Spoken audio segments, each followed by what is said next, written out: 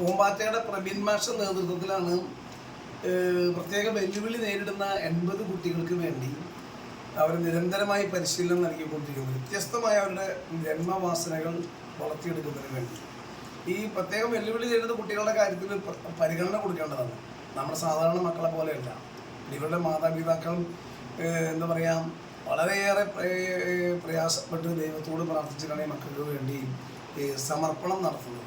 ഈ കുട്ടികൾക്ക് അവർക്ക് ആവശ്യമായ പരിശീലനം നൽകാനൊരു സ്ഥലം വേണമെന്ന് പിന്നെ ആവശ്യപ്പെടുകയാണ്. ഇപ്പോൾ പൂമ്പാറ്റയുടെ മക്കൾക്ക് പരിശീലനം കൊടുക്കാൻ എല്ലാ മക്കളും തൃപ്രയാറിലേക്ക് വരാൻ പറ്റുമെന്നുണ്ടെങ്കിൽ തൃപ്രയാറിലെ ഇൻഡോർ സ്റ്റേഡിയം ഉണ്ട്, TST ഇൻഡോർ സ്റ്റേഡിയം.